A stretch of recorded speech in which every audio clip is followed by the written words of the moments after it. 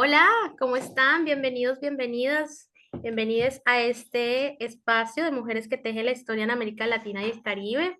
Mi nombre es Angélica María Rodríguez Vázquez y hoy estamos con una invitada especial, definitivamente muy especial, desde Perú. Ella es Mercedes Malpica, comunicadora social, periodista, activista y defensora de derechos humanos. ¿Cómo estás, Mercedes? Bienvenida a Mujeres que tejen la historia en América Latina y el Caribe.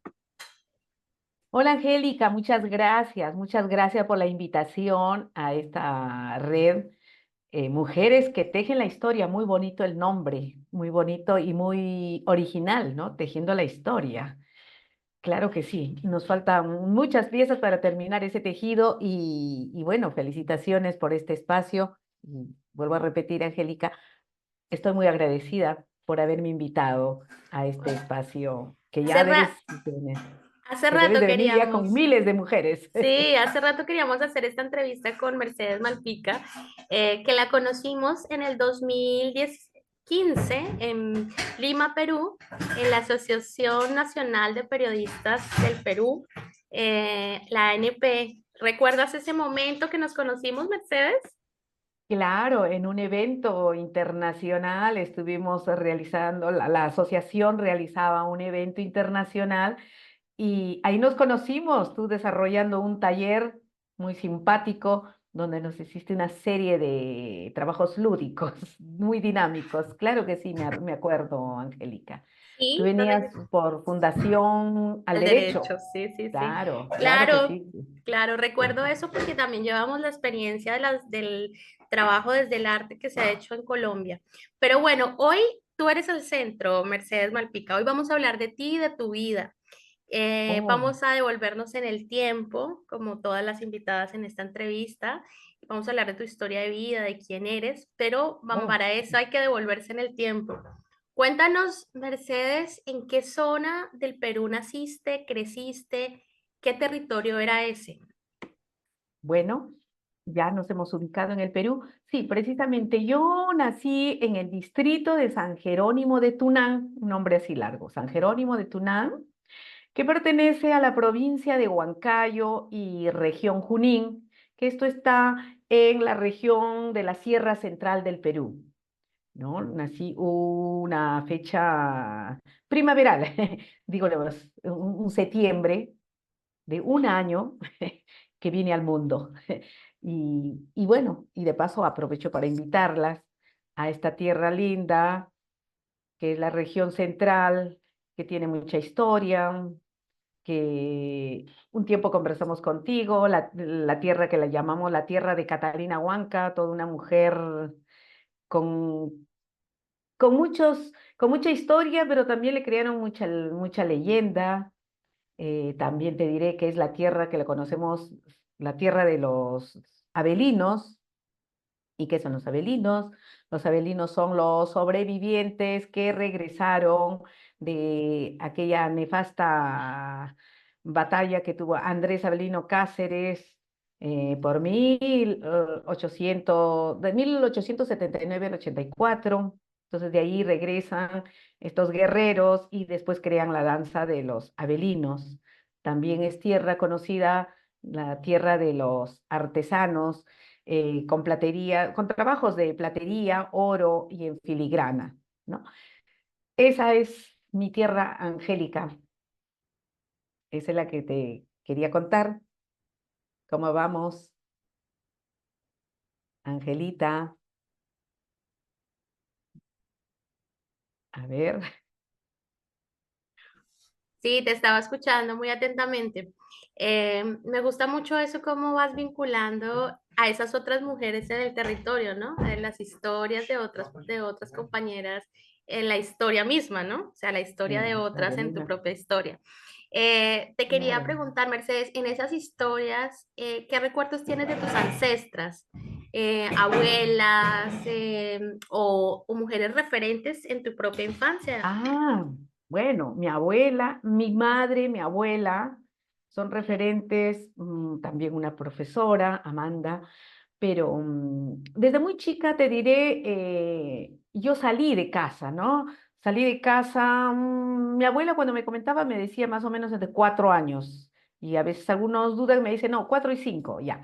Entre 4 y 5 años, mi abuela era comerciante de ropas. Nosotros siendo de Huancayo, que es la región Junín, mi abuela iba para la región Junín, la región, hoy región Pasco, pero son centros mineros, eran centros mineros de Junín, La Oroya, Cerro de Pasco, centros mineros, donde mi abuela iba a vender ropas. Era comerciante de ropas y yo la acompañaba. Yo recuerdo de ella, con ella íbamos de Huancayo con el tren. Y bueno, pues miraba una serie de paisajes, me iba contando los números de túneles, los postes de la electricidad. En fin, para mí era emocionante porque yo salía de casa. No me gustaba mucho estar en casa, sino viajar con ella. Y luego de un par de años o 3 años que viajaba con mi abuela, mi mamá, que también era comerciante, pero iba para otra ruta, para otra región, Huancavelica, pero siempre ligado a los centros mineros, y también era comerciante de ropa. Y bueno, mi abuela como hablaba lo mejor de mí, que era buena acompañante, que cuando crezca de repente voy a ser una gran comerciante, una gran empresaria, así hablaba, porque era muy hábil, dice, para el comercio. Y buena compañera porque también decía de que cuando viajábamos tenía muchos temas que conversar, de todo le preguntaba. Entonces mi mamá dijo, bueno, yo también estoy yendo para Huancavelica, los centros mineros, pues ahora Mercedes me va a acompañar. Bueno, entre mi madre y mi abuela, quienes no, para mí, no, para mí. Y se solucionó porque había una fecha en que mi abuela viajaba para estas minas, eran la fecha de los pagos que se hacían en los centros mineros. Y luego ella regresaba y ahí a los pocos días mi madre ya partía hacia Huancavelica. Entonces yo llegaba, yo me llevaba una muda de ropa para viajar con la abuela a La Oroya, Junín, Cerro de Pasco. Regresaba y ahí nomás mi mamá ya estaba alistándose para viajar a Huancavelica, también a los centros mineros. Y yo, bueno, ahí nomás me embarcaba, cambiaba otra muda de ropas y embarcar. Y para mí también era emocionante porque casi yo paraba de lugar en lugar. A mí lo que me llamaba la atención era eso de conocer pueblos, gente. Y fíjate que niños también, pero no era muy pegado a los niños, sino a los adultos, porque escuchaba las conversaciones y a mí me emocionaba y a cosas que no sabía, entonces preguntaba y me emocionaba cuando ya sabía un poco, saciaba mi curiosidad. Entonces, para mí era, con mi madre igual viajábamos un poco menos con el tren, más era con los buses, con los camiones, con los volquetes que llevaban relave del mineral.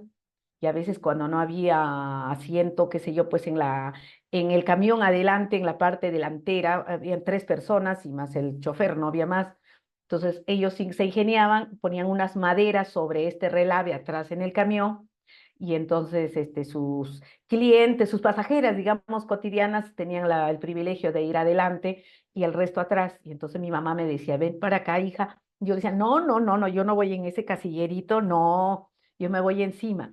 Pero encima, ¿cómo vas a ir? Van generalmente iba el ayudante, el cobrador, el que va a tapar pero vas a ir con esos muchachos. No, sí, yo quiero ir.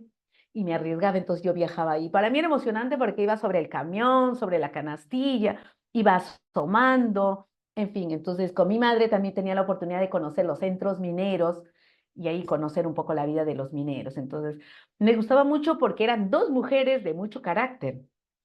Un ejemplo, ¿no? Mi abuela, cuando un día nosotros nos íbamos de Huancayo a Cerro de Pasco, en una de las estaciones de tren le bajaron el paquete, una caja grande que llevaba mi abuela de zapatos. Y cuando ya llegamos al lugar se percata que no había la caja.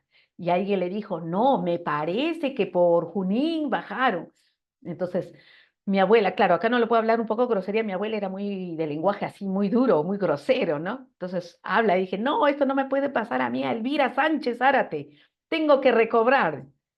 Y ya pues vi que subió a un camión, viajamos, llegamos a Junín, preguntó y le dijeron, esa caja debe ser aquel muchacho que llevó, pero tienes que ir por acá.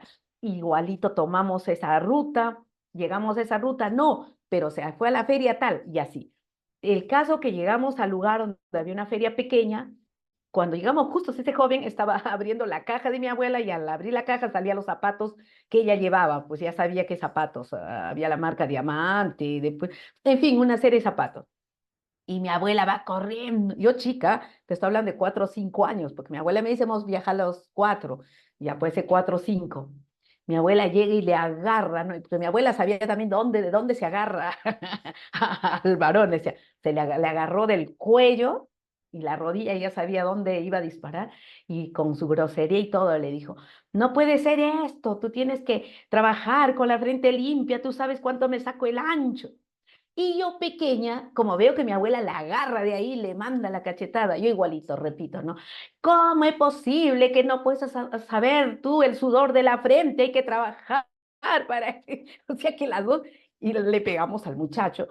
Con esto no digo que esté bien, estoy en contra de la violencia, pero eso fue mi realidad, tengo que contar la verdad. Ya con el paso del tiempo uno va sabiendo que la solución no es el golpe, pero sí, pues fue en aquella época mi abuela sí recuperó la caja de zapatos, y regresamos y llegamos a Cerro de Pasco donde había que vender los zapatos. Entonces mi abuela era de carácter y mi madre otra, era de carácter de armas tomar. Entonces yo tengo los referentes de mi abuela, que es la madre de mi madre, y mi propia madre, ¿no? Sí, sí tengo ese referente con mujeres. Aunque de ahí obviamente mi padre y un tío también, que ya me enseñó los valores, todo.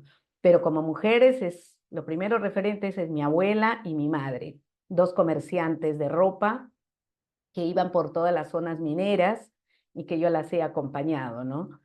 Hasta mi pubertad y cerca de la adolescencia. Me encanta esta historia, ¿no? Porque primero habla de tu espíritu aventurero, de dónde salió, ¿no? Desde dónde construyes tu espíritu aventurero, pero también desde dónde construyes ese temple, esa fuerza, esa fortaleza, ese carácter que que te ha emergido, ¿no? Durante tu propia historia y dentro de tu propia vida, porque tú has sido defensora de derechos humanos ahora siendo pues una mujer hecha y derecha, ¿no? Claro. Por así llamarle, o sea, en tu etapa de adultez. Y hay que tener mucho temple para eso, hay que tener mucha fortaleza para eso. Pero por supuesto, temple, solidaridad, empatía, sentir, ¿no? Eh, Todas esas cosas que a pesar, mira, eran de niña, pasé, al final, por ejemplo, no se cumplió lo que mi mamá y mi abuela decían que de repente yo iba a ser una gran comerciante, ¿no? Me vuelvo al revés porque, a ver, volviendo a lo de la niñez. Tengo otro pasaje, por ejemplo, yo viajaba en una fecha en el tren, yo miraba que había un niño que alquilaba estas historietas de Pato Donald, Toby, Lulú, todas estas historietas que hemos conocido. Y entonces yo recuerdo que en el tren iba repartiendo y yo estaba sentado con una persona adulta y el señor de al lado me preguntaba, ¿y tú niña con quién vas? Entonces yo le hablaba, claro que yo le hablaba como una adulta, pero repitiendo lo que se supone que mi mamá, mi abuela conversaban con sus amigas, seguro como niña cogía. Y entonces él me dice, ¿y tú vas sola? Ay, sí, yo voy sola. ¿Y a dónde vas? Estoy yendo a Huancavelica. ¿Y qué vas a hacer en Huancavelica? Tengo mi negocio de ropa. Le digo, ¿así? ¿Y cómo así? ¿Cómo te dejan sola? Ay, señor, la vida está cara. Usted sabe que ahora la gasolina ha subido. Y el señor se asombraba, claro, porque estabas hablando que la gasolina ha subido y ahora el pañolón cuesta tanto. Antes costaba, por ejemplo, una frazada tigre costaba 20, ahora 40 soles. Entonces la cosa, y el señor estaba asombrado porque también hablabas más o menos con coherencia de costos, de gasolina y todo, ¿no? Pero obviamente yo, después con el paso del tiempo, uno se da cuenta que esa es la repetición del adulto. Bueno, mientras estamos conversando, el chiquillo pasa y el señor le dice, pásame a mí dos, ese capulina y no sé qué. Y yo también, pásame tal niño y estoy leyendo. Y según que iba pasando, iba pidiendo mi revista, mis historietas, yo tenía buen grupo ya. Y luego, cuando ya vamos a llegar al lugar a Huancavelica, comienza a pasar estirando la mano y lo que era, estaba cobrando, ¿no? Entonces estaba, y cuando pasa a mí, me dice así, ¿qué pasa? Le digo, hasta la revista. No, y el pago. Ahorita no recuerdo el costo, vamos a suponer de varias revistas, si era sol, era como 10 soles. Me dice 10 soles. Ay, le digo, pero porque tú no me dijiste. Pero ¿cómo no vas a saberme? Mira, a mí me decían de chica china, ¿ya? Me dice, oye, China, si no me pagas te pego, ¿ah? Me dice, ¿que me vas a pegar a mí? Le digo, estás tú loco. Mira que te pego, ya pégame pues, le digo. Y el chico, ¿verdad? Pues el chiquillo me manda un codazo y me paré de él. Me paré del tren y como de mi abuela, ya te cuento, ella tenía ciertas técnicas, ¿no? Entonces yo agarro al chiquillo, le doblo la mano y luego le doy un rodillazo en el muslo y el chico cae, pues, ¿no? ¡Ay! En el piso estamos peleando y todos, ¡ay, ay, ay, mía! Y la gente, la mayoría decía, ese chico, mira, ese chico la va a pegar a la flaquita. El chico, los dos éramos delgados, pero él era un poquito más grande que yo más chica, pero yo le pegaba. Y entonces algunos que me conocían, ¿cómo que le va a pegar a la china? La china le está masacrando a él.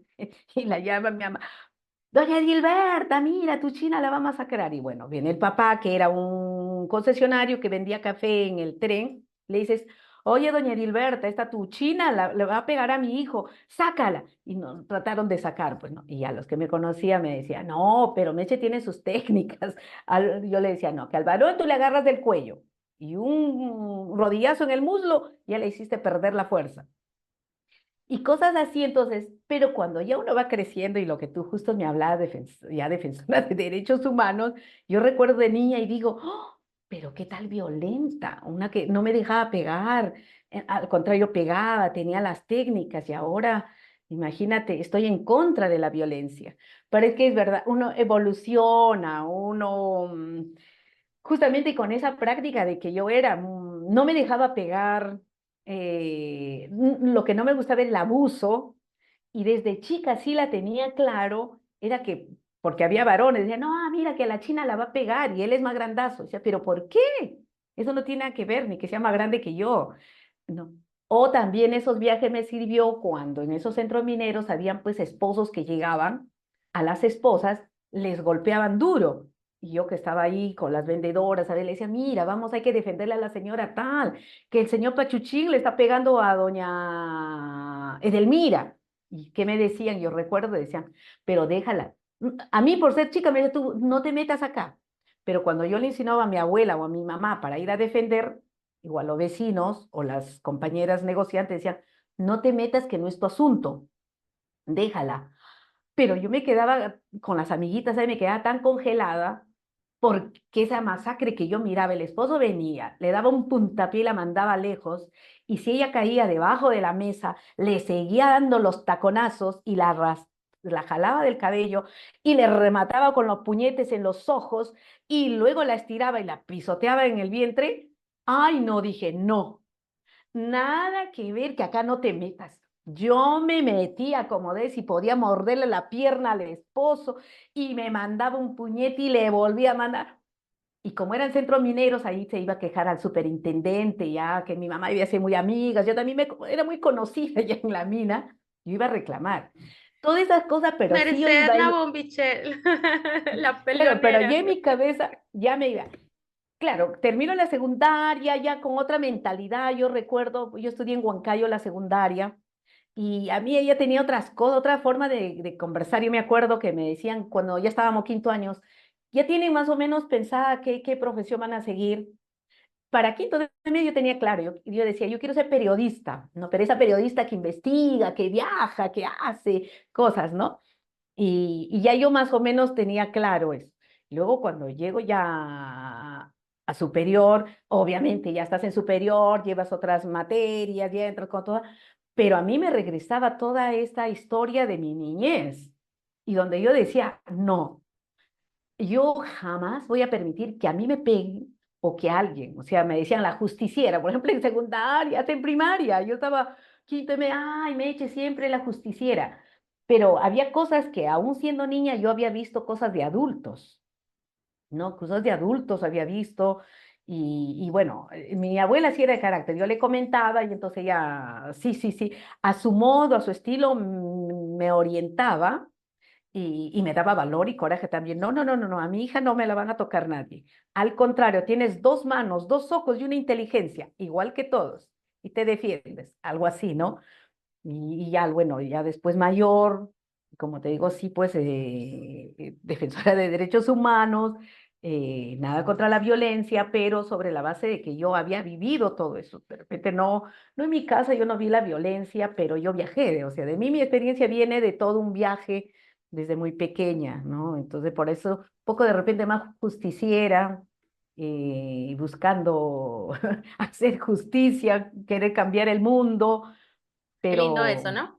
Qué lindo no, porque además finalmente estuviste en los roles que no se le, en el espacio que no se le asignaron a las mujeres, ¿sí? En los roles de disputa, en, digamos, en el ejercicio de hacer lo que no le corresponde hacer a una mujer, ¿cierto? Que es defenderse, por ejemplo, que es luchar, por ejemplo, que es inclusive ser violenta, ¿sí? Es como que el rol de la mujer siempre estuvo en el ejercicio del ámbito privado, en el cuidado, en lo amoroso, en lo dulce, pero no en estos otros que tienen que ver con la defensa propia, ¿no? Y otro ejercicio me parece interesante en tus relatos, ejercicio entonces de estar en esos espacios que no fueron históricamente diseñados para mujeres, ¿no? Y en esos roles en los que efectivamente son, digamos, más masculinos, ¿cierto? Que femeninos. Así que pues también como que qué interesante que te haya tocado esa otra versión de la historia, ¿no? No de la princesa que tiene que ser defendida, sino de esta mujer que de alguna manera aprende por su propio linaje femenino, ¿cierto? A defenderse y también este ejercicio de abogar por otras personas desde muy pequeña, ¿no? De decir, esto que le está pasando a otra persona, ¿qué vamos a hacer? Y que colectivamente también te digan como, eso no es tu problema, ¿no? Entonces eso, yo siento que son lecciones que la sociedad nos pone en cuestionamiento o que están ahí para cuestionarlas también, ¿no? ¿Por qué no defender? ¿Por qué no defender al indefendido? ¿O por qué no estar colectivamente en función de lo que no está bien, no es justo? Entonces yo creo que ahí el tema de este concepto de lo que hablabas de la justiciera está lindo, ¿no? Cómo armar una nueva historia desde el replanteo de lo que inclusive significa la justicia, ¿no? La Eso no te había defensa pasado, pero me había tomado propia. en serio tu trama. ujú. Ahora, hay dos cosas. Uno, que por lo menos acá en el Perú, en mi región, en la región central, la conocen a las huancaínas como muy mandonas, muy, por lo menos ese es lo que se dice, dicen, "No, la mujer del centro es muy mandona, no se deja mandar, es que hubo el gran matriarcado. Yo no sé si sea cierto, pero lo cierto es que mi familia, mi mamá era muy mandona, digamos, ¿no? En mi casa no había, por ejemplo, eso que comúnmente se escucha, pero hijita, atiéndele esto a tu hermano, porque tú eres mujercita. No, no, no, no. Incluso en mi misma madre no había casas, hogares donde van y le dicen, oye, ¿qué te parece? Nos vamos a una fiesta. Y a veces la mamá misma dice, no, ¿qué dirá mi esposo? Lo voy a consultar. En mi casa no había eso, ¿no? O sea, que mi mamá que va a decir que lo voy a consultar, no, no, no había eso, ¿no? También crecimos en eso muy sueltas, o que mi padre mismo, ¿no? Íbamos a una fiesta y de repente se encontraba con mis amigos y le decía, don Jesús, de Tarameche, porque nos vamos, sí, ¿por qué, hijo? Que nos vamos en la noche al Toril, la calle, pues en la fiesta patronal, termina toda la fiesta a las 6 de la tarde y en la noche en esta fiesta patronal al Toril, quiere decir que hay que bailar con la orquesta y la banda típica de la zona y se amanece uno bailando toda la noche, ¿no? Hombres y mujeres, el ruedo, incluso dicen su salud o todo. Y entonces otro papá, no sé, diría que no, le preguntaba, dice, don Jesús, ¿está la Meche? Sí, hijo, ¿por qué? Es que nos vamos al Toril. Ahora le paso la voz ya. Hija, te llama tu amiguito te llama Juan, te llama Pedro.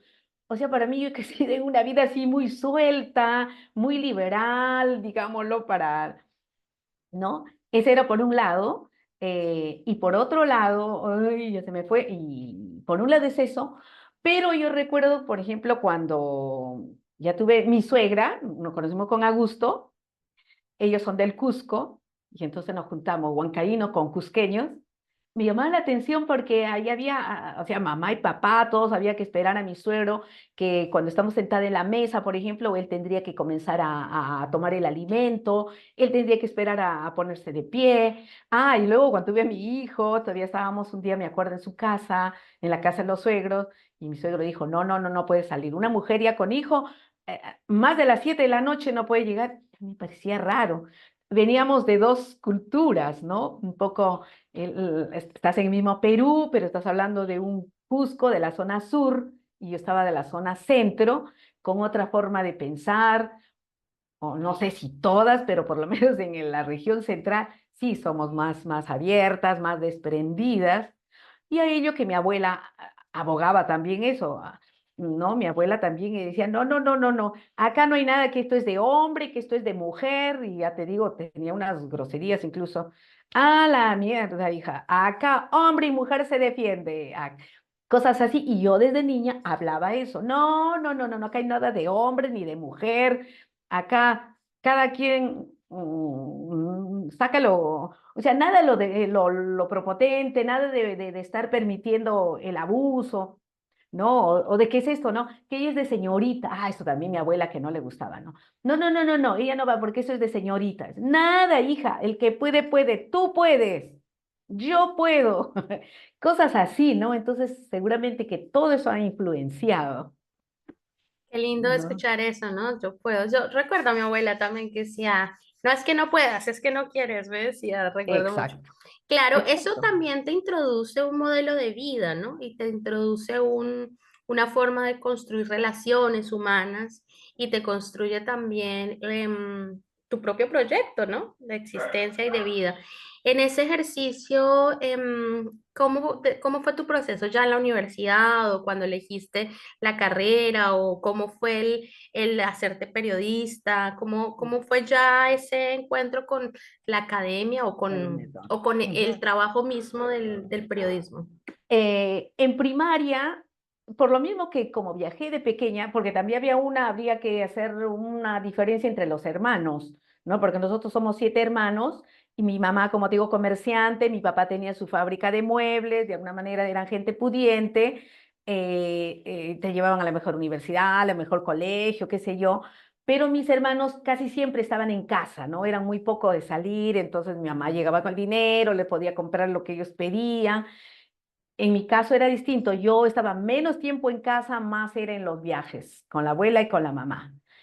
Y para cuando yo ya estoy primaria, por ejemplo, yo ya no tenía claro lo del periodismo, pero sí por esa onda. Yo decía, cuando yo sea grande, quiero, ¿dónde se estudiará esas cosas donde escribe? Por ejemplo, yo me imaginaba, ¿no? Porque leía también en el viaje mucho este libro de las fábulas de Isopo.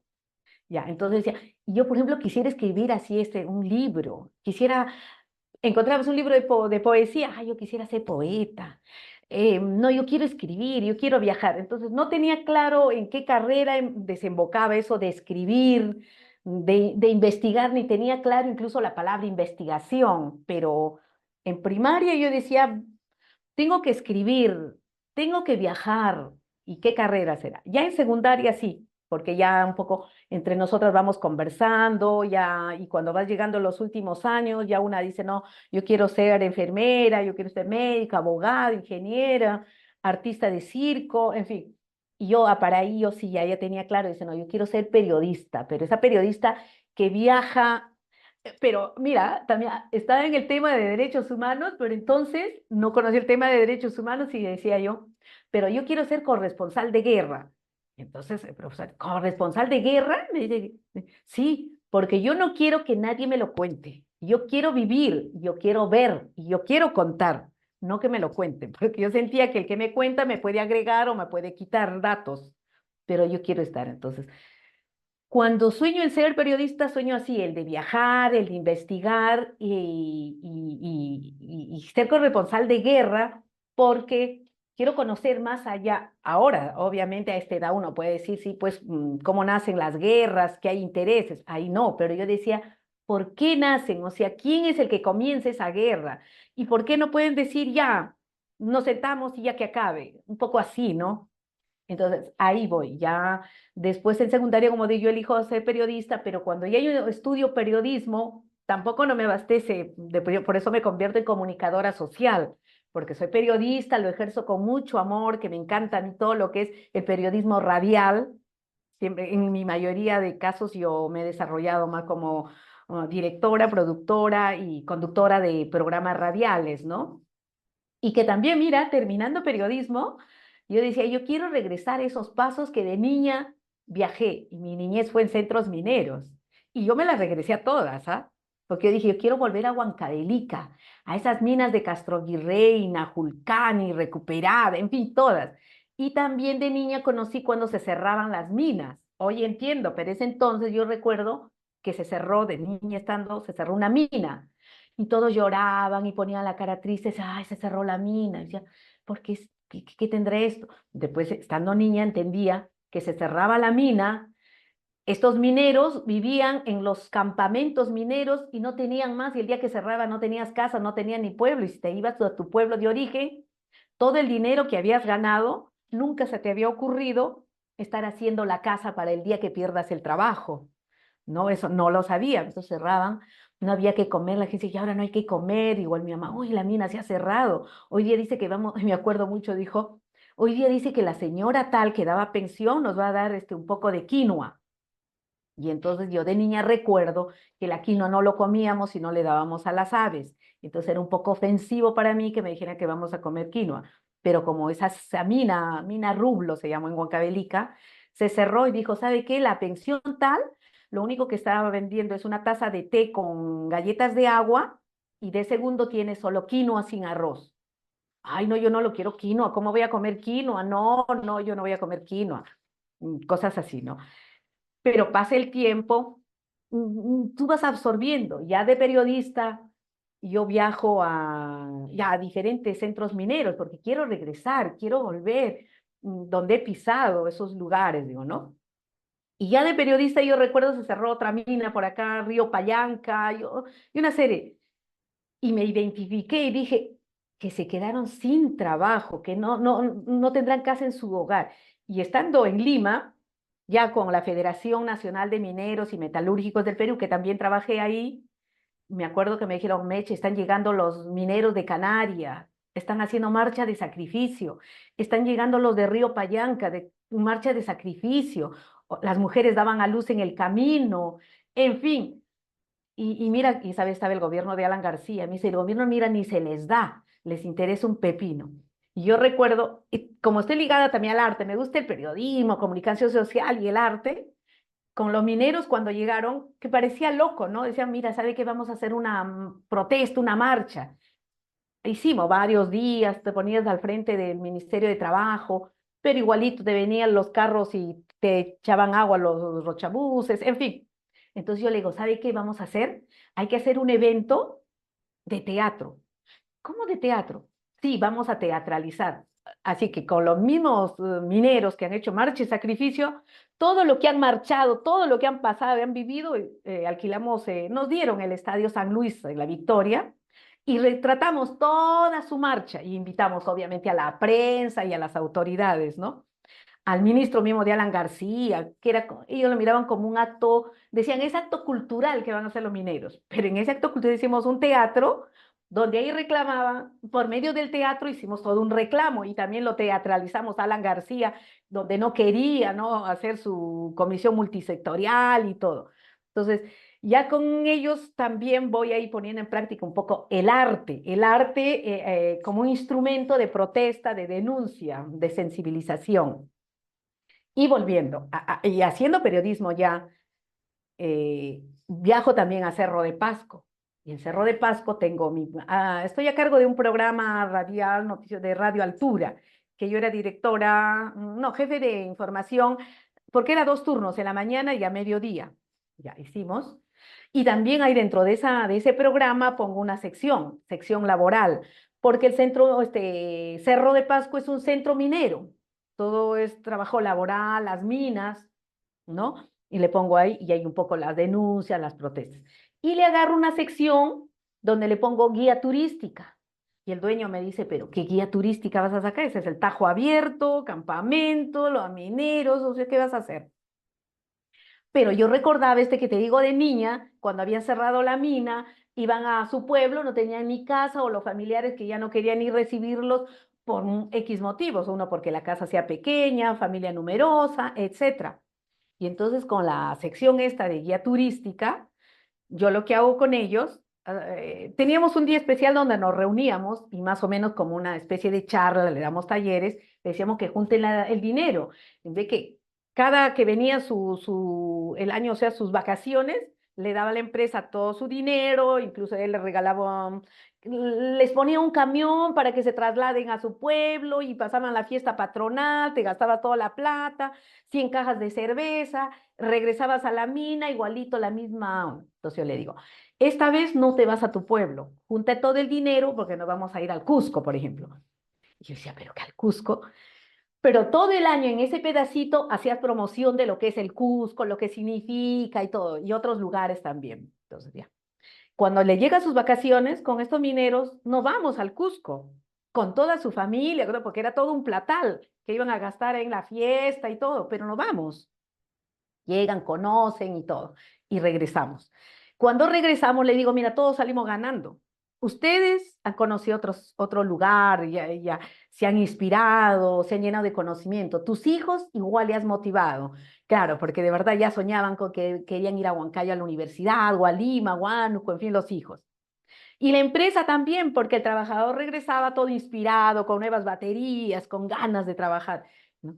Y ahí, esa sección yo la creé guía turística y así procedimos. Ya después hablabas de Huánuco, hablabas de Huancayo y sacabas a las familias y después ya le animabas a que en su pueblo vayan construyendo, en vez de gastar en la borrachera y en la fiesta. Entonces, esa pequeña guía turística valía de incentivo para meterla un nuevo chip, ¿no? A la familia minera y tampoco te comprabas pleito con la empresa porque tenía un trabajador con ganas de hacer cosas, ¿no? Y sus propios hijos de estos mineros podían ser ingenieros y luego de repente regresar a la misma empresa, en fin. Entonces ya yo me desarrollé más en un periodismo radial, ¿no? Y así. Y luego toda esta experiencia, pues todo este bagaje de cosas va ampliando al periodismo y vas abriendo tu espacio, ya eres una comunicadora social porque ya vas ampliando otros proyectos, ¿no? Y en la cual ya después creamos con un grupo de mujeres que fueron víctimas de la violencia, creamos el Centro de los Derechos Humanos Katari Panituri, ¿no? Que quiere decir, quechua es Katari Panituri, hermano, hermana, levántate. Es decir, cayeron al fondo, si bien se por esta violencia política y también la falta de apoyo del Estado, pero lo cierto es que ellos jurídicamente, moralmente, eh, estabas pues en los suelos, ¿no? Había que levantarse de alguna manera. Y comenzamos haciendo unos talleres. Ese primer taller se llamó Aromas de Amor, ya me recordé. Aromas de Amor. Y uno diría, pero en tanto dolor, en tanta herida. Aromas de amor, sí, pues pusimos aromas de amor porque ahí había de todo tipo estas personas, habían pasado, ¿no? Violencia, no solo violencia política, violencia, ultraje sexual, habían personas, y entonces sin ganas de vivir, y algunas que no querían hablar, ¿no? ¿Para qué contar? Y si es esto problemas de ultraje sexual, peor en una misma comunidad, a veces te señalaban, ¿no? Sí, mira, fulanita, ¿qué pasa? Todo el batallón le pasó. Entonces, cosas así, ¿no? Pero hicimos este tallercito y ahí comenzamos, ¿no? La que podía hablaba, la que no, no. Otra de repente con un canto. Decía, yo voy a cantar y terminaba cantando y terminaba llorando, ¿no? Y todos terminábamos llorando. Y otra de repente en otro día, al escuchar al resto de compañeras, dijo, voy a dibujar, dibujó. Otra hizo un poema. De ahí fue saliendo este taller Aromas de Amor porque se fueron soltando de mil maneras hasta que un día ya pues una de ellas o una o dos dijo, ¿por qué no hacemos una institución, un gremio que nos una, no solo a nosotras que ya nos hemos juntado, que seremos 7, 8, que muchas hermanas más tenemos y venían llegando de Ayacucho, de Huancavelica, de Junín, en fin, todo el país habíamos sufrido la época de la violencia de 1900, de la década del 80 y el 90 hasta el 2000. Sí, es la década de Fujimori, ¿no? Básicamente. Así es, de Alan García en su primer En periodo su y primer periodo y después, claro. Hablemos claro. un poquito, paremos un poquito todo el relato así y cuéntame sobre cómo viviste ese periodo tú. ¿Qué recuerdos tienes de tu propia historia en ese periodo? Estuve ejerciendo el periodismo y yo trabajaba con periodistas ya veteranos, afortunadamente. Yo estaba trabajando en Lima y yo trabajaba primero con este periódico Causachum Perú. Y ahí conocí a periodistas ya veteranos que habían estado de la época de Velasco y yo muy joven. Y bueno, con ellos comencé a guiarme un poco y luego también trabajé había ese entonces el periódico El Diario de Marca y yo comenzaba a hacer mis prácticas ahí. Y entonces todo ese periodo yo lo paso ejerciendo el periodismo de prensa escrita. Y en una de esas yo viajo a Huancavelica. Claro, era joven, principiante, y generalmente quien hace enviada especial son gente ya más cuajada, ¿no? Y tenía que viajar un periodista más cuajado y yo como su asistente, pero luego él desistió y ya yo viajé con otros periodistas, pero con un equipo que venían de la ONU, el Comité de Desaparición Forzada, el grupo de trabajo, ya recordé, el grupo de trabajo de la ONU llegaba y entonces ahí nos agrupamos, un grupo de periodistas y con ellos viajamos a Huancavelica, ¿no? Y en todo caso, esa época la pasé en pleno, cuando las papas quemaban y bueno, yo al viajar con este grupo también estaba un abogado, Augusto Zúñiga, creo. O sea, habían abogados ya experimentados, habían periodistas experimentados y lo positivo fue que llegaban a este grupo de trabajo de la ONU y nos enrumbamos a Huancavelica porque justamente habían desaparecido a un corresponsal del diario, del periódico donde yo estaba, habían desaparecido en Huancavelica, ¿no? Y, y bueno, esa Huancavelica que había conocido en mi niñez, eso también me llamaba la atención. Era una Huancavelica donde hasta ahora guardo muchos recuerdos de mi niñez porque lo pasé como una ardilla, lo mejor, correteando libremente. Y cuando regreso como periodista, era una ciudad sepulcral, donde solo estaban los militares y las calles así desiertas y la poca gente que podías encontrar en la puerta de su casa o por una ventana, asustadiza, ¿no? O señalándote así, o si tú le preguntabas, no, mamita, mana, como que no querían que le preguntaras, ¿no? En absoluto. Y, y bueno, fue un poco, no sé si acá contar públicamente que estamos acá, no sé, no quiero comprometer a nada, pero cuando llegamos esa primera noche con otra periodista joven, nosotros salimos porque habíamos tenido una información esa mañana. Cuando pasábamos por una calle, vimos a un policía con el dedo en el gatillo, ¿no? Ese entonces no recobrabas bien si era policía, porque estaban uniformados nada más. Pero nos dicen de que esos militares habían entrado y a un viejito le habían golpeado y el viejito había quedado ahí desmayado o muerto y las chicas habían sido ultrajadas. Y nosotros por querer curiosear eso, que también éramos jóvenes como periodistas, pero también teníamos menos mal veteranos, decían que hay que andar con pies de plomo, tampoco es, pero queríamos ir. No logramos ir, pero después en la noche nos señalaron que tal militar, nos dieron los datos, se fueron a tal discoteca. Y nosotros nos salimos del hotel de turistas, poco burlamos al grupo de trabajo y nos fuimos, ¿no? Para persiguiendo esos pasos.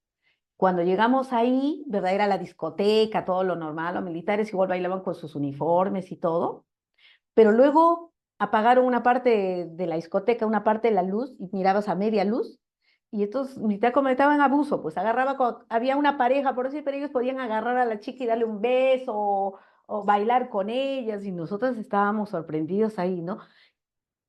Y en eso ordena a alguien, no, uno de los chicos que es su novio, su enamorada, se niega a que él le coja pues a su pareja, se le enfrenta y este militar agarra y le da un disparo, ¿no? Y queda ahí.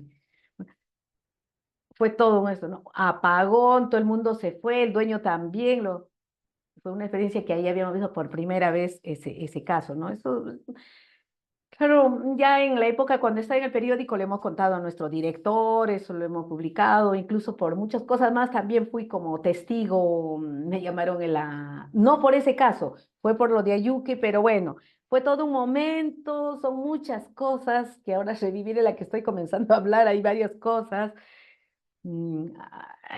¿qué te digo? No, eran muy fuertes, muchas cosas que se han vivido. eh, y ya te digo, yo fui por el caso esto del corresponsal y después terminé, bueno, me llamaron por testigo porque hice mi nota, pues hice mi nota y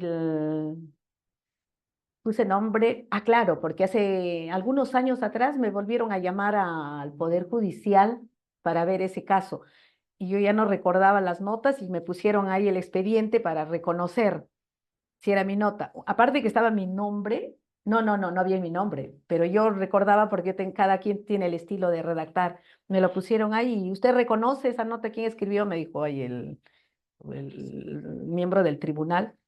Sí, reconocía, pues, y además comencé a leer y ya yo recordaba todo lo que he contado, ¿no? Y claro que Claro. sí.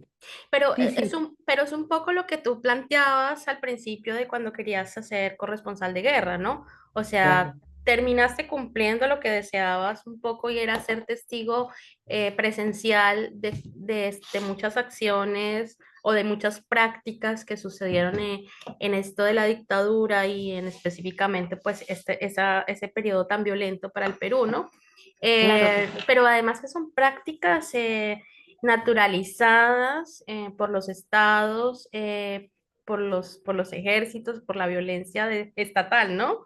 Eso es un poder que, que lo da el uniforme, llamémoslo así por un lado, y es este poder que hay sobre la vida de esa otra persona que pareciera que no, la vida de los demás no importa, no cuenta.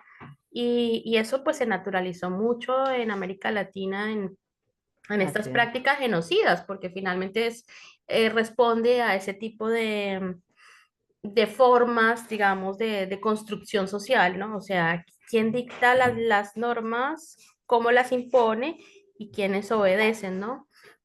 Cuando uno ve por América Latina todos los escuadrones de la muerte o los viajes de la muerte, como en Argentina o en Chile, o las desapariciones en hornos crematorios como en Colombia, y uno va a Perú después de la Comisión de la Verdad y reconoce que esas prácticas también se gestaron en el Perú, ¿sí? En donde se claro, abrieron pozos y se enterraron a personas casi que vivas. em, Descubre uno que es este ejercicio del poder, ¿cierto? De ese poder que es inexplicable cómo puede acabar o aniquilar a un pueblo, ¿no? a un Estas, pueblo, a seres humanos. Y mira, Angélica, no solo se trata incluso de dictaduras, nosotros siempre decíamos dictaduras, pero tampoco no solo son dictaduras, son gobiernos elegidos por el pueblo y después convertidos en genocidas, ¿qué te digo? Autoproclamados dictadores, ¿no? Como el caso de Fujimori, por ejemplo, ¿no? Él entra por elección y termina convirtiéndose en un dictador. Alan García no es un dictador, entra por lo civil, pero imagínate lo que en toda la época que pasamos acá en el Perú. Y lo que tú dices, cierto, es una práctica mundial. En nuestro continente tenemos casi todo nuestro continente y a nivel mundial y nos llamamos sociedades civilizadas, ¿no? Y sin embargo somos tan insensibles como Estado como para hacer que se alcance esa justicia, ¿no? Incluso nos dejan a este sector de ciudadanos que perdieron a sus seres queridos, que ellas mismas atravesaron ultraje sexual, que mismo torturados, desaparecidos y luego aparecidas, ¿no? Pero mira, han pasado años y aclamando justicia, pidiendo justicia, exhortando justicia, pero seguimos en estados indolentes, aún siendo civiles, ¿no? Y sociedades civilizadas nos llamamos. en ese relato que estamos retomando, que hoy en día pues es hablar de la memoria, ¿no? Como cuando hacías el recuento de lo que trabajaste con mujeres que han vivido violencias, También sé que como defensora has trabajado con las familias de desaparecidos, ¿cierto? En estos periodos que ya acabamos de nombrar. ¿Cómo ha sido para ti esa experiencia también? ¿Cómo surge la experiencia de trabajar con familias de desaparecidos en Perú? Y eso en términos, digamos, de no solo como periodista ni como defensora de derechos humanos, sino como mujer, te ha transformado a ti tu propia vida. Bueno, sí, pues es doloroso decir que viendo ejemplos de hermanas, ciudadanas, eh, eh, ¿qué te digo? Aprendes a tener, no sé, una sensibilidad a flor de piel, pero también te cambia la vida terriblemente. Por ejemplo, eh, claro, no quiero hablar como periodista, pero siempre empiezo como periodista, porque cuando me voy a Cerro de Pasco, por ejemplo, yo tengo la información de que desaparecieron, por ejemplo, de acá una gran dirigente que creo que también la conoces, a Doris Kaki, la profesora Doris Kaki, desaparecen a su esposo. Entonces a un grupo de periodistas nos convocan para ir a cubrir, yo viajo creo para el año y voy como periodista, ¿no? O sea, voy como periodista, muchos dicen, pues hay que ser objetiva, tú eres periodista, pero hay un momento que más allá de periodismo está la piel. Y yo a ella cuando la conozco, yo voy como periodista, pero luego conozco su realidad, conozco a ella cuando se queda, por ejemplo, con Iván, Carla, Tania, con cuatro, sí, pues cuatro, si no me estoy equivocando, cuatro niños y luego llego a trabajar, me quedo en Cerro de Pasco y mi vinculación con ella es tan cercana que a los niños lo veo crecer y al final me convierto en su tía, ¿no? Soy la tía, llegan a ser mis sobrinos y ahora con ella tengo una tremenda amistad de hermanas. No hay apellido, no hay sangre, pero son otras realidades que al final, mira, te enseñan tantas cosas han atravesado y ahí su energía, y ahí su solidaridad, y ahí su marcha, y me van marcando y a veces uno dice, cuando tú tienes un problema, dices, bueno, este problema me quedó tan chico, porque pensar que hay otras personas con problemas tan grandes y salen adelante en el sentido que lo que hasta ahora mismo tanto la compañera Doris Kaki, te podría hablar de nombres, ¿no? De las personas que quedaron viudas en el caso de los 8 periodistas en Uchurajay. Te puedo hablar de Rosa Palki con el caso del periodista Jaime Ayala, que cumple 40 años justamente buscando justicia. Cipriana, una esposa de un agente del ejército que hasta el día de hoy anda buscando, porque su esposo, aún siendo agente del ejército, había desaparecido. Entonces, conozco sus realidades. Primero vas como periodista, pero aún estando con periodista, conoces su día a día, la búsqueda de justicia, de lucha, pero también su lucha diaria en su casa, en sus casas. Muchas veces de ellas, no, cuando les quitan todo, tienen que emigrar de su lugar a Lima, y a Lima llegan cuando no tienen absolutamente nada, y encima la gente limeña o no limeña, pero que ya radique en Lima un poco también. Vienen de Ayacucho, cuidado, vienen de Pasco, vienen de Huancavelica, ese rechazo. Ahora no, pero cuando llegaron esas épocas también. Y entonces, como periodista ves una cosa, pero también su día a día tú ves y dices, no sé, es que el periodista tiene una responsabilidad que no es que solo va a contar de lo que ha ocurrido, ¿no? No es que, porque siempre un periodista tiene que contar una verdad, pero en una verdad no hay que decir, sí, me voy a dividir en dos. Si estás viendo que un sector está pasando de lo peor, es víctima, pues que tienes que, ¿cómo se llama esta palabra? Residencia, o sea, ¿cómo no sensibilizarte con este dolor? Y dices, pues si es el perpetrador, es perpetrador. Acá no hay que, sí, el señor es perpetrador y acá también, entonces yo le cuento, el señor desapareció, a la señora le han desaparecido. No, pues, eso, no, no, no, el periodista también es un ser humano y tiene que, entonces, yo aprendo de ellas muchas cosas y eso me fortalece. Si me dice me fortalece, pero también a veces me debilita. Claro, me debilita. Llega un momento en que es tanta la carga que ya te olvidas que eres periodista y a veces eres el ser humano y quisieras resolver, quisieras ayudar, pero tu mismo cuerpo y espíritu tampoco no da, ¿no? Es toda te vuelves impotente, ¿no? Pero obviamente, ¿cómo no? Cada persona, cada víctima me deja toda una enseñanza y me hace crecer y tal vez ahí venga de la niña yo sabía las técnicas de golpear, el coger del cuello y un rodillazo en el muslo o también en una patada en la canilla de la pierna, debilitas al enemigo. Pero es tanto, no en vano recorres todo un camino ya en tu realidad tú eres adulta y justamente dices, esa violencia que han sufrido miles de personas, imagínate, ya no cabe con una violencia, porque Claro, eso mismo ocurre, sí. Ese porque ejercicio de defensa, como yo lo decía al principio, ¿no? Es un claro, ejercicio de defensa en una relación de vulneración también, en una relación, en un ejercicio de poder donde te están vulnerando como ser humano. En esto también, teniendo en cuenta esta historia de defensa y de lucha con la que creciste, ¿no? Pienso en el proyecto que has desarrollado hasta hace poco, ¿no? Los podcasts con heroicas. Y veo ese perfil de mujer eh, que tú tratas de resacar de las heroicas, de las heroínas en los procesos de independencia en América Latina. Y comparo y digo, claro, pues es que esa es la búsqueda que tú tienes interior, o eso es lo que yo veo desde acá.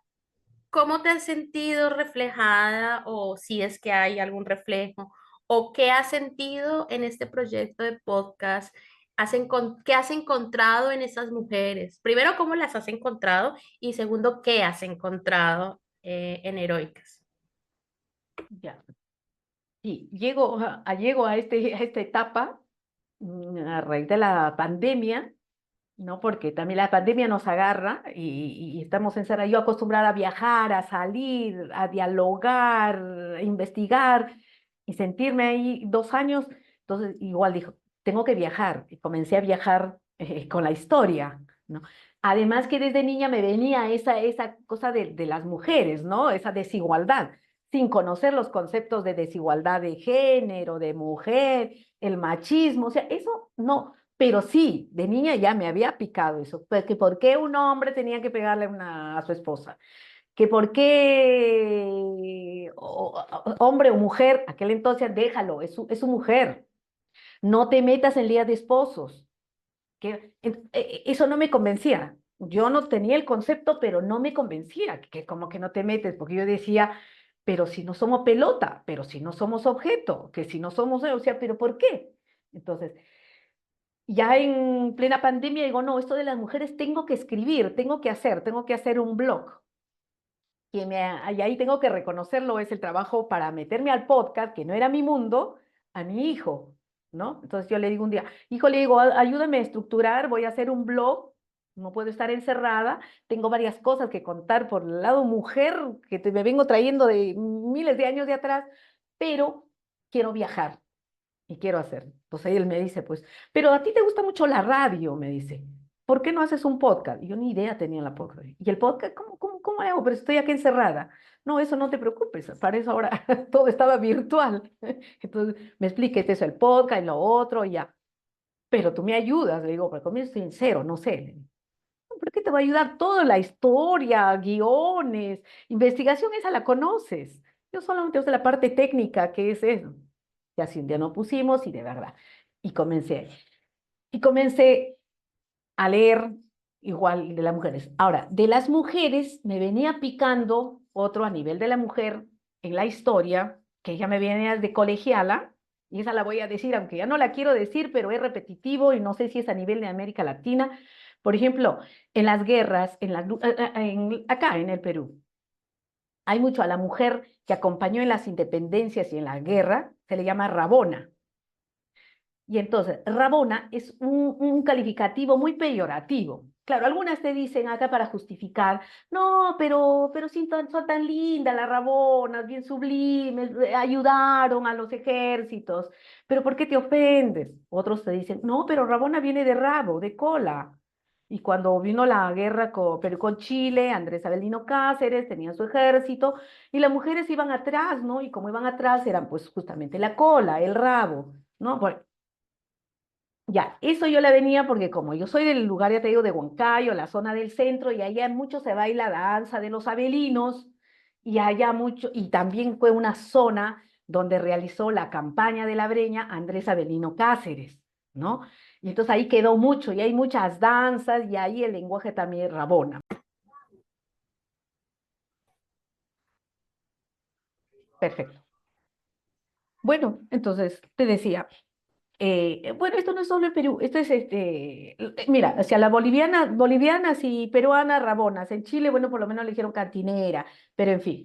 Entonces, mi preocupación era eso, ¿no? ¿Por qué llamarlas de ese modo? Entonces, ya te digo, hay algunos te van a justificar, no, pero no la tomas a mal. No, no, no, eso tiene que ver de alguna manera con la discriminación. Hay una especie de racismo, hay clasismo, ¿no? Guste o no, porque estas mujeres a quienes se le llama a las rabonas, por lo general son campesinas, pastoras, iletradas, humildes, quechohablantes.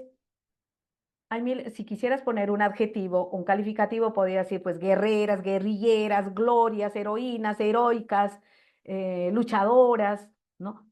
Pero ¿por qué todavía rabonas? Bueno, eso era una de mis inquietudes. Y entonces tú me preguntabas cómo las encuentro. A través de las lecturas en la historia y estando en el colegio nos habremos dado cuenta que siempre en los textos escolares o en la educación oficial, todos son hombres. O sea, la paz, la guerra, la construcción de un pueblo, la construcción de un mundo, solo lo hacen los hombres, no solo hay héroes. Pero es imposible, pues, porque la construcción de un pueblo la hacen hombres y mujeres. Y entonces, en esa, en esa búsqueda, leyendo, encuentro y digo, no, voy a rescatar o voy a visibilizar el papel de la mujer porque no hay igualdad, por lo menos en el Perú. Eso lo sabemos que es en todas partes, pero yo estoy preocupada acá en el Perú y América Latina, que leyéndolo la historia encontramos mujeres que han participado en todos los sectores, en todos los espacios, ¿no? Que tenga que ver, pero en los textos oficiales no figuramos, pues, no se figura, ¿no? Y ahí comienzo a desarrollar los episodios y digo, bueno, voy a comenzar a visibilizar por medio de los podcasts. Y acá en el Perú, por ejemplo, se ha visibilizado Antonia Moreno de Cáceres. Claro, narrar cada uno sería muy largo, pero en el caso de Cáceres, por ejemplo, hacen todo un trabajo en la campaña de la Breña, él con toda una tarea como líder, y también su esposa, Antonia Moreno de Cáceres, toda una líder desde Lima, fundando comités de apoyo, eh, también a lo largo de la campaña con Cáceres. mm, y en fin, mira, te daría la lista de mujeres y no acabaríamos, porque no solo es el caso del Perú, es en América Latina y es en el mundo. Lo que encuentro es que esta desigualdad, esta mezquindad de la historia nos han borrado del mapa. Y ahora algunos sí también te excusan, te dicen, pero por ejemplo aquí en el Perú te dicen, ¿no? Pero sí, ahí está, si tú encuentras, está María Parada de Bellido, está Micaela Bastidas. Sí, pues es verdad, lo poco que tú encuentras, porque mira, bibliografía no se encuentra, y lo poco que hay, las narrativas por ejemplo, Micaela Bastida, la esposa de Tupac Amaru. María Parada de Bellido, la esposa de a nivel de América Latina. Manuela Sáenz, la amante de Bolívar.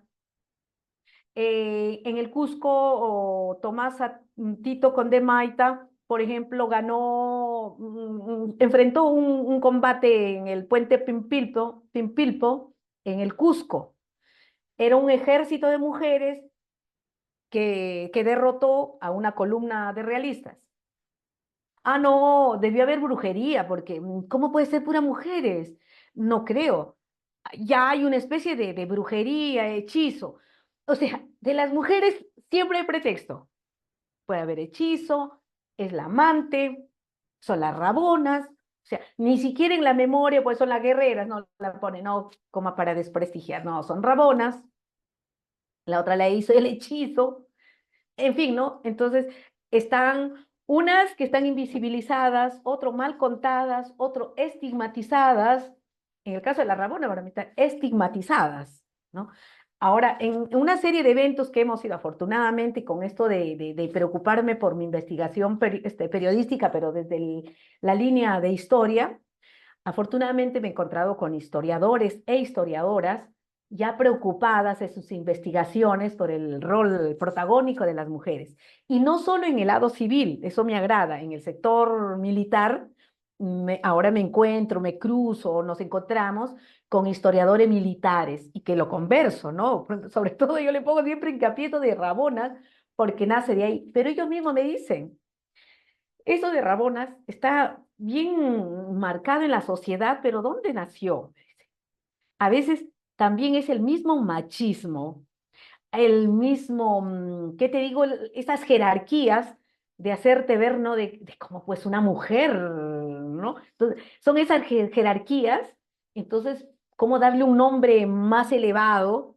Entonces, te dicen, al final no, y ellos mismos me dicen, Mercedes, tú que estás investigando ahora, por si acaso encontraste una palabra, una frase, un extracto donde Miguel Grau, Bolognesi y Cáceres se refieren con ese adjetivo peyorativo, no. ¿Ves? Ellos jamás dicen la señora, las mujeres, las heroínas, el comité de damas, en fin. Si son militares debe ser mando bajo y la mayoría son civiles. Pero en el caso acá en el Perú, en la guerra con Chile, lo cierto es que sí se remarcó más porque Cáceres venía con todo ese ejército de hombres y también ejército de mujeres. Y entonces, bueno, los enemigos, pero no solo enemigos chilenos, ¿ah?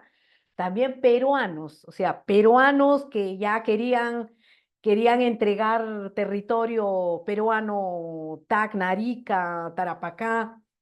Entonces ellos igual decían, "Ah, mira, terminemos la guerra, pues ya, entreguémoslos ese territorio, ¿no? Entonces ellos se coluden, digamos, de alguna manera para el entonces enemigo chileno y para minimizar, digamos, su valor guerrero, psicológico de Cáceres, dice, pues, ah, mira, ahí viene Cáceres, viene con su batallón y con sus rabonas, ¿no? Le dan una connotación tan vil, pero ahí en esa época es el que se remarca más. Pero pasamos los días y se siguen, ¿no? Y se siguen. Como te vuelvo a repetir, ahora hay el interés, o por lo menos, aunque sea poquito, te entienden, conversas hasta con un mismo militar y pones, pues no, pones sobre el tapete y dices que por lo menos esas mujeres que a las que ustedes dicen hay que rendirle homenaje a esas grandes mujeres que fueron la parte, hoy diríamos la parte logística, si es que dicen entonces, ¿por qué acaso ellos no tienen el derecho a una memoria digna y ponerles un adjetivo más digno? Porque si ya la estamos valorando, ¿no? Dice que fueron unas tremendas guerreras, unas mujeres que fueron parte de la guerra, que no solo cocinaban, tejían, bordaban, no, entraban en combate, agarraban armas. Entonces, démosle en memoria a ellas un nombre más digno. Y ahí vemos guerreras, guerrilleras, heroicas, glorias, pero dejemos de decir ese adjetivo tan denigrante, ¿no? Entonces, esa es mi lucha y esa seguiré diciendo y es así como las encuentro a las mujeres. Tú me preguntaste, ¿cómo encontraste en un papel invisibilizado y lo poco que se narra, tergiversado y hasta estigmatizado? ¿Y qué hago, qué estoy tratando de hacer yo? De visibilizar en cada episodio ese papel preponderante de estas mujeres que lo dieron, igual que hombres y mujeres, porque ese pircado de un nuevo mundo, de una nueva sociedad, está hecho por manos de hombres y mujeres. No, no, es imposible que sean solo hombres, que solo sean mujeres. Por eso digo yo, hay héroes y heroínas. Esto es Angelita. Sí, bueno, en la Argentina hemos visto la representación ¿María también qué? de esas heroicas, María ¿no? Remedios. María Remedios del Valle, sí. Aquí me están dando Los recordatorios. nombres. Sí, sí, Sí, sí. no, claro, tenemos a Juana Zurday. O sea, Aguanta. hay Sí, varias. sí. O sea, a No, nivel... pero lo que me ha llamado mucho la atención, por ejemplo, en estos viajes por el sur, ha sido empezar a ver calles con sus nombres, empezar a ver, sí, pues en Buenos Aires encuentras la estatua de Juana Zurduy. Obviamente, muchas historiadoras acá en Argentina han estado haciendo un trabajo importante de buscar a estas heroicas también y a hacer reconocimiento. Yo creo que eso habla, obviamente vienen después políticas que van para atrás, ¿no? Pero eso habla de que sí hay una necesidad de visibilizar ese papel protagónico como guerreras y como luchadoras. Pensaba también en el trabajo que hacíamos en Colombia con las mujeres excombatientes, ¿no? Y es salir de esa doble, digamos, de ese doble juzgamiento que se le hacía a las mujeres guerrilleras, a las mujeres rebeldes, a las mujeres revolucionarias, que siempre, digamos, han estado con este estigma, como bien lo decías tú, o esta casi que juzgamiento social, porque rompieron los estereotipos y dejaron de ser las que dan vida, las amables, las dulces, las amorosas, para convertirse en estas luchadoras que pueden tomar un fusil y que pueden, digamos, hacer la revolución. En el caso con las armas, sabemos claramente que es un modelo pues que ha cambiado y que tendría que cambiar, que las mismas mujeres que estuvieron armadas en un momento, pues hoy en día son abanderadas en la construcción de procesos de paz, por lo menos para el caso de Colombia, pero no se puede obviar esos roles eh, y tampoco se puede obviar lo que ellas tienen que hacer para que les reconozcan esos roles, ¿sí? De poder. ¿Sí? Que tienen que ser doblemente más violentas, que tienen que convertirse casi que más masculinizadas de lo común porque tienen que lograr el reconocimiento por parte de los hombres, ¿no? Es más difícil para una comandante ser reconocida, digamos, en la jerarquía, aceptada su poder y su jerarquía. Entonces, creo que pasa por un nivel de reflexión muy alto sobre el patriarcado y el machismo en todas las esferas, especialmente esto de la militancia, ¿no? Creo que hay que seguir ahondando mucho y reconocerlas y darles su lugar, ¿no? Lo que tú decías de la memoria, darles el lugar de memoria que corresponde con el rango y el honor que Y también la dignidad, corresponde. exacto, exacto, exacto, exacto. Claro que Así que sí. bueno, Así que sí. muchas gracias María Mercedes Malpica por Mercedes Malpica por Gracias. esta entrevista. Yo quería preguntarte antes de terminar, en tu caso personal, ¿cómo quieres ser recordada en la historia? ¿Cómo quiero ser recordada? No sé, no me he puesto a pensar. Lo que sí me he puesto a pensar es que no quiero vivir por vivir, nada más. Eso, no quiero vivir por vivir. Quiero hacer lo que me corresponde. Yo pienso, me imagino que todos hemos venido con, no sé, no soy religiosa, pero digo con una misión, y esa misión hay que cumplirlo. Entonces, por lo menos en mi caso, digo yo no quiero haber venido al mundo y cerrar los ojos y me fui. No, yo vine a poner mi granito de arena desde lo que sé, desde lo que conozco, desde lo que puedo, y esa vengo haciendo desde mi espacio. Eso, ¿cómo recuerdo? No lo sé, pero lo que yo sí sé es que no tengo por qué haber venido a no hacer nada. Yo sé que tengo que hacer algo y lo estoy haciendo, lo seguiré haciendo y, y eso es lo que quiero. No quiero irme sin hacer nada. O sea, venir, nacer, crecer, morir, no, no, no me veo así. Yo tengo una misión y esa misión es desde mi espacio, de lo que más me apasiona, Yo creo que yo quiero cumplir eso y además ya lo estoy haciendo y así debo haciendo hasta el último segundo de mi vida. Eso no sé cómo me recuerde. Que me recuerde en todo caso que hice lo que quise y como quise. En todo caso. Qué inspiradoras palabras, ¿no? Me encanta primero eso de hacer, no venir a no hacer nada. Yo creo que eso es un llamado a la acción y que mujeres referentes como tú y como otras en América Latina, pues tenemos como bandera, ¿no? Ese llamado a la Sí, acción. sí. Y esto de hice lo que quise como lo quise es un ejercicio de autonomía que es, digamos, el gran objetivo en el que estamos trabajando hoy en día desde muchas redes, muchos espacios, y uno de esos va a ser ese encuentro que vamos a tener en Colombia en octubre. Así que te veré en Colombia, te Sí, abrazaré y muchas gracias y sí. por ser como eres, por ser quien eres y hacer lo que quieres con tu vida. Exactamente, que sea todo, conta que sea siempre provechoso, positivo, sin hacer daño a nadie, siempre para construir. Y yo también te agradezco, Angelita, y es verdad, tenemos mujeres, estas mujeres de la historia, estas mujeres del presente, estas mujeres guerreras, son la inspiración, creo que son nuestra inspiración, ¿no? Como decía hace momento, a veces se puede encontrar uno en un problema, dice, oye, este problema más grande, esto es lo que a mí me pasó, a nadie le pasa, mentira, porque tú ves al otro lado y al otro lado y al frente, son problemas más grandes y sin embargo salen adelante. Así que todas esas mujeres de ayer, de hoy, son inspiración para nosotras para seguir caminando para mañana. Un abrazo y nos vemos en Bogotá. Un abrazo gigante, muchas gracias a Chao, todos. chao, Angelita Nos vemos linda. en un próximo capítulo, en otra próxima entrevista de mujeres que tengan la historia en América Latina y el Caribe. Chao, chao. Gracias, chao.